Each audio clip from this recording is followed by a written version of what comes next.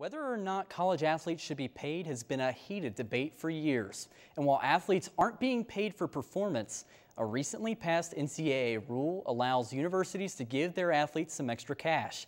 Jeremy Brown now has the story. He joins us live here on set. Jeremy? That's right, Jake. And slipping under the radar due to the Wild World Series and conference realignment was last Thursday's NCAA ruling on certain scholarship athletes to receive a $2,000 stipend.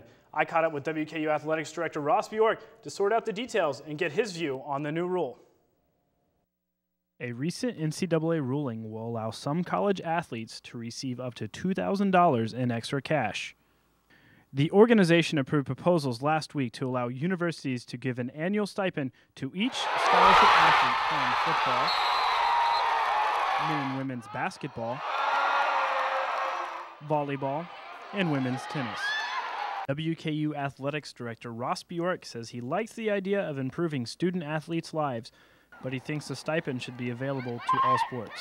If I'm a swimmer and I'm competing at a high level and I'm on a 60% scholarship because they have to break up their scholarships and I don't get this, am I going to say, hey, wait a second, why do football student athletes and basketball and volleyball athletes get it when I don't? I think that's an issue that we're going to have to manage. Conferences and coaches are meeting this week to decide variables such as how much, how many, and how incentive-based these stipends will be. Effects of the ruling that are unclear at this point are where the stipend money is coming from and how scholarship athletes not receiving the stipend will respond. Another part of the NCAA's ruling will raise academic standards for freshmen and junior college transfers.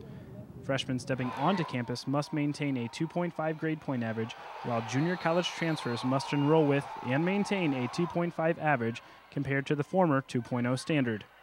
The junior college standard will be in effect for the 2012-2013 academic year, while freshman standards don't kick in until 2015. Bjork emphasized the academic side of the ruling ensures the NCAA's approval in no way permits pay for play, but creates incentive to perform in the classroom. Pay for play gets into a whole nother thing, and that's probably where you look at the Miami and the Ohio State situations. This is just a way to provide something else, to our student athletes that I think is a benefit. I think it's the right thing to do. I think we got to manage it appropriately, communicate on campus, and then make sure that we're doing it, the right way economically as well. Bjork said conferences and coaches will be in discussions throughout the next week.